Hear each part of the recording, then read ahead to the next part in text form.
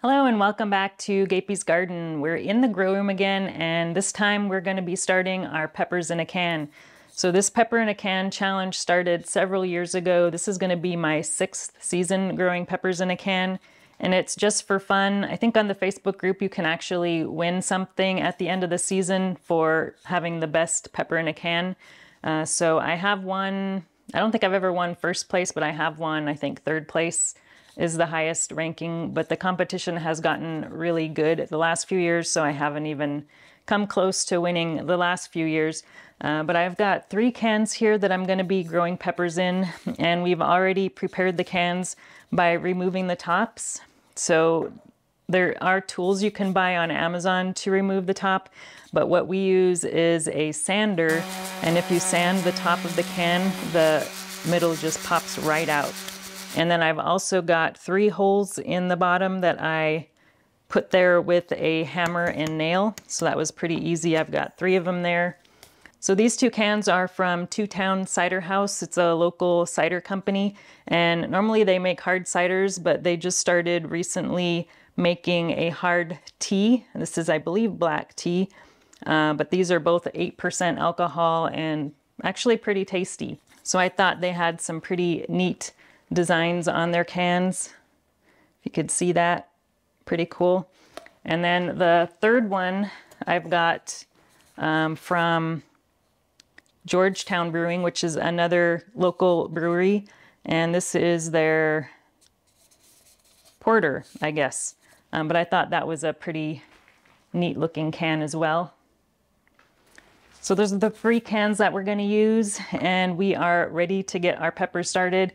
The contest actually officially started last month, but I like to wait until beginning of March to start those because the peppers seem to grow a lot quicker and fruit a lot faster when grown in these small containers. So March is the perfect time to get those started. Before we get started, let's talk a bit about the potting mix that I'm going to be using. So this is the Pro Mix Organic that I picked up at Walmart today. It's one of the only places that carries Pro Mix in our area, and they finally got it in stock for the season, so I picked up 3 bags of it. I had been using this Sunshine Mix for all of my starts until Walmart got their Pro Mix, and I have to say I'm not so impressed with the Sunshine Mix. It has all of the same ingredients as the Pro Mix, but it's got way more perlite in it than the Pro Mix, and it does not retain moisture nearly as well. Now the Pro Mix has really hardly, it does have some perlite, but it's almost non-existent. You can barely see it, and what is in there is very fine. So I do add a little bit more perlite. So I've got some potting soil here all mixed up. So this is the Pro Mix, and I've added some additional perlite to it, and it's the coarser perlite to help with drainage, but this should work perfectly. And both of those mixes also contain just a small amount of nutrients, not very much. So I do like to add a little bit of extra nutrients to the mix. And what I added is some IV Organics All-Purpose. So this is a 222. So that just gives it a little bit of a boost. And then in the bottom of the containers, I also mix in a little bit of Trifecta fertilizer, and this is a much stronger fertilizer, 5-10-4, that I really love using for tomatoes and peppers.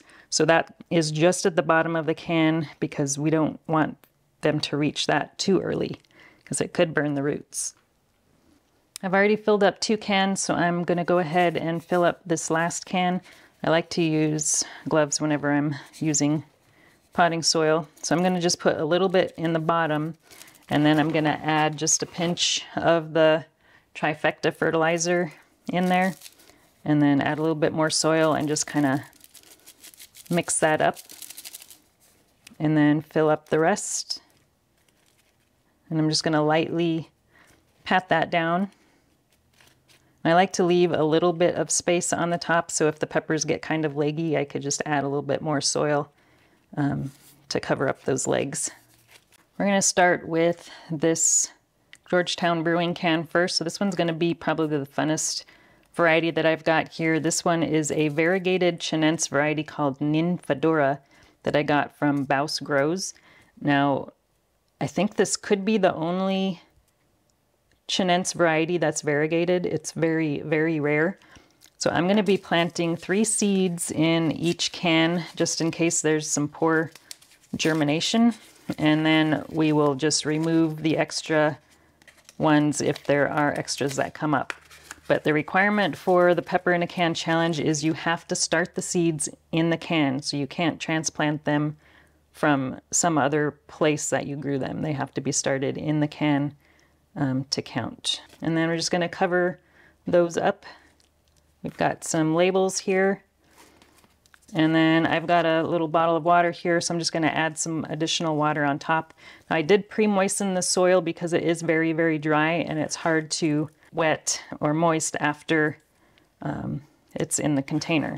All right, now the next one, this is the original hard tea. I'm going to do the Kangstar StarrLing. So Kangstar has a ton of different varieties that he has developed, and this one in particular is a cross of his Lingria and his white Thai. So I have grown his white Thai before, and it is a really, really neat pepper if you haven't grown it before, but I have not grown this particular cross.